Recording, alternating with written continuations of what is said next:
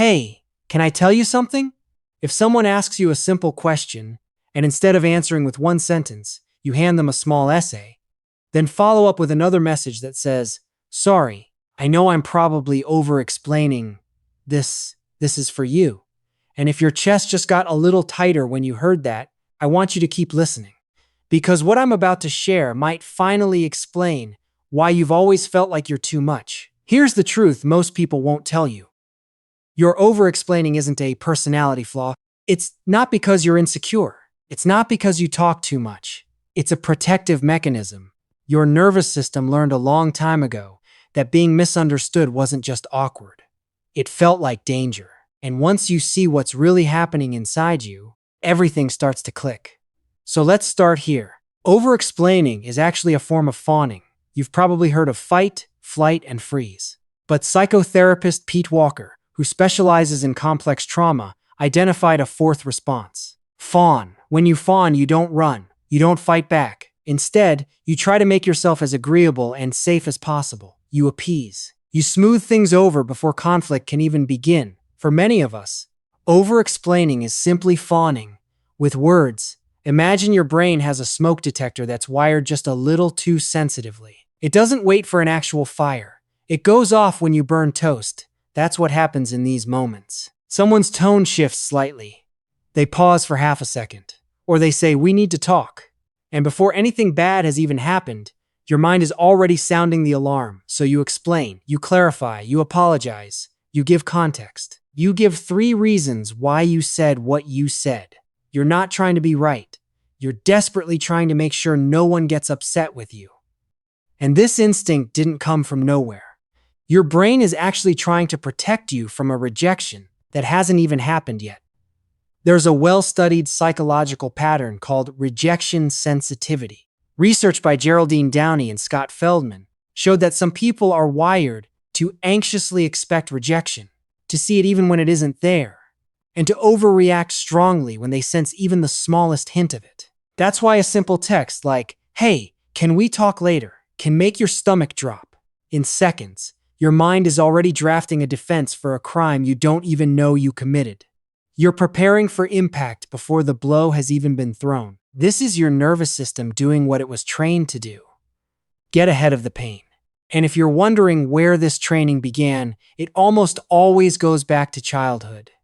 Many of us grew up in homes where love felt conditional. Psychologists Avi Asor, Guy Roth, and Edward Desai have written about something called parental conditional regard.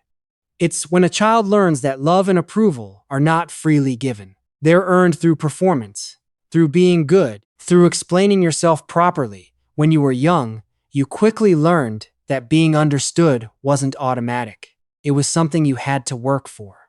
So you started explaining your feelings, your mistakes, your choices, hoping that if you could just make a strong enough case, the love would stay. That little version of you wasn't being dramatic or difficult. They were surviving. But there's an even deeper layer. Many of us who over-explain also developed what's called an anxious attachment style. Research by Cindy Hazan and Philip Shaver showed that 1 in 5 people learned early on that love is unpredictable. A caregiver might be warm one moment and distant the next. So the child grows up fearing abandonment and desperately craving reassurance. When you connect all these dots, something becomes very clear. You're not explaining yourself to be right. You're explaining yourself to stay close. Every extra sentence is a rope you're throwing out into the water, hoping the other person will grab it and not drift away. That's why losing even a small disagreement can feel like losing the person entirely. Because in your nervous system, those 2 things became tangled together many years ago. But here's the uncomfortable truth. Sometimes the very thing we do to create safety quietly pushes people away. When we flood someone with explanations, justifications, and apologies, they can feel the anxiety behind the words. And instead of feeling closer to us, they start to feel pressure. The very bridge we built to keep them close can become the wall that keeps them at a distance. So the question was never, why do I explain so much? The real question is this: who am I actually explaining to right now? And what am I truly afraid will happen if I simply stop?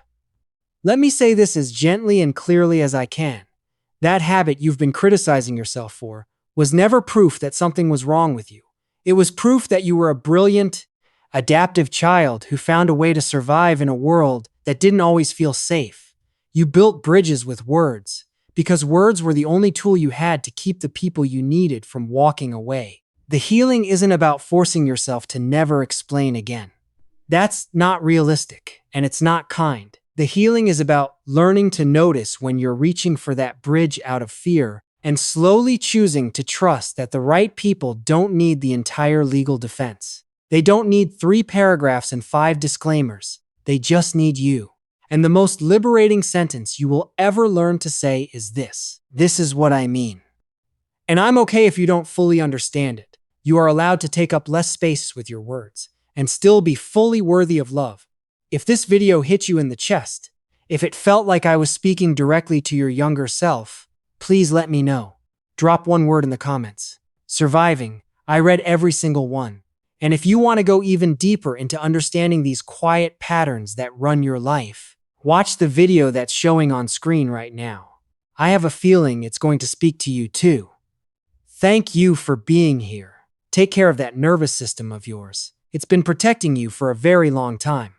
I'll see you in the next one.